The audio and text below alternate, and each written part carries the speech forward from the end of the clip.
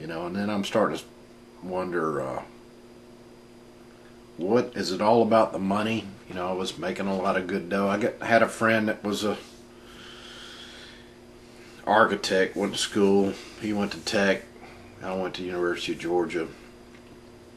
Wanted to go in the pawn shop business, so we did that.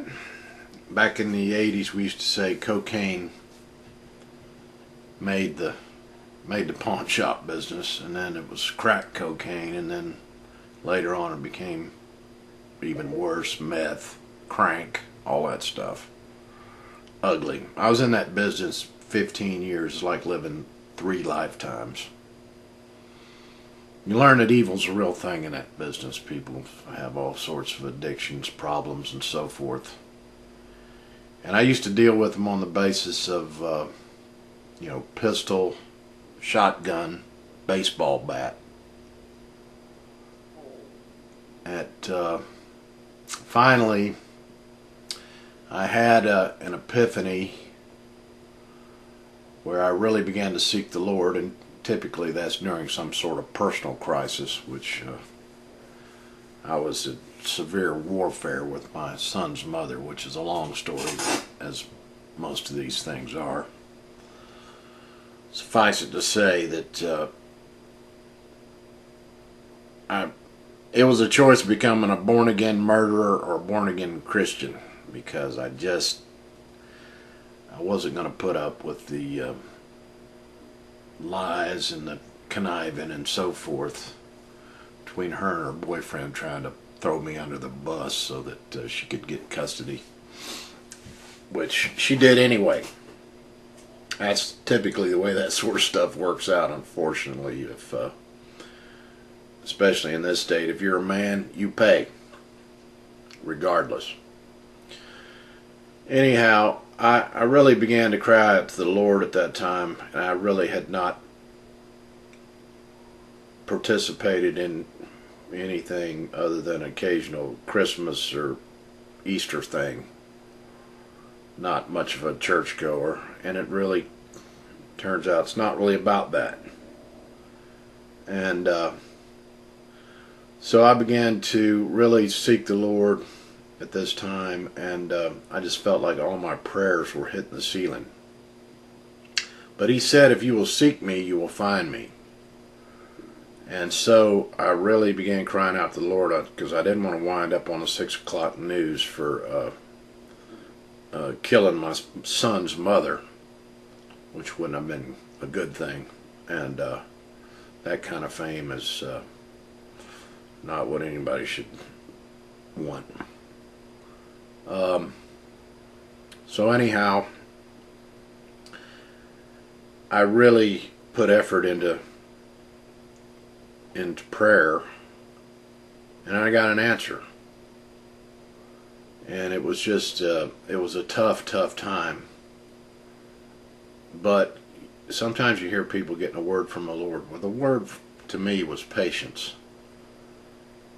And I said, where's that book that my grandmother gave me? I gotta get into that. The Bible that she had given me when I was like 8 or 9 years old.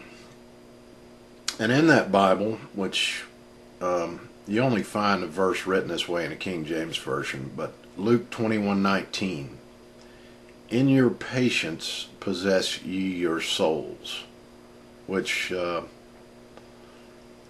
was I thought about that. That's a powerful verse there. That kind of because if you're waiting on the Lord, you're not really wasting time. So anyway, I turned my pawn shop into a ministry, and then some powerful, awesome things began to occur, and we had some. And I really don't have time in this video to tell you some of the things that began to occur, but most ministries, if you're in a church setting, you don't get these kinds of people coming into your church like I had on a daily basis that are really hurting, need help.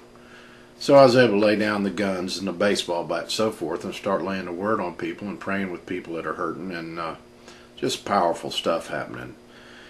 And let me just tell you that through an increasing number of coincidental events that began to occur that borders on a synchronicity that just nearly mind-blowing. I really began to see that there may be something going on more than what the eye can see, other than prayers answered. But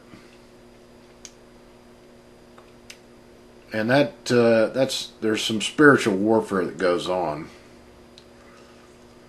and good versus evil on this planet, and really you kind of have to choose up sides. The Lord's already proven, the Lord God of heaven has proven He doesn't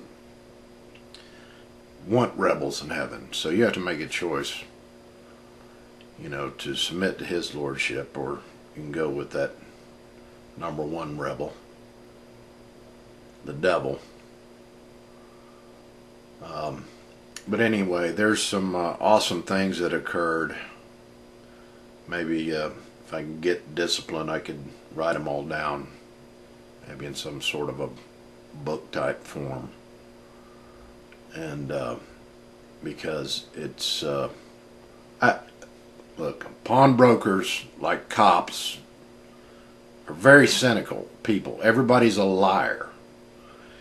And for me to break through and break out of that cynicism into a belief in a higher power, which if you can get spiritual guidance in this life and not wind up going down every dead end, and you can try to make your way through the maze like a rat trying to get to the cheese in this rat race and not wind up in every dead end, by all means, I want that spiritual guidance. And maybe on a different level, it's almost like if you've seen the movie The Matrix, so many people being unaware of things outside of this reality. And of course there's those that claim to be atheists or non-believers and so forth, don't want to believe in anything outside of this reality, anything other than what their five senses can determine. And that's, to me, that's just locking yourself in a three-dimensional box and not using your God-given gray matter to expand your thought process a little outside of the three-dimensional box. So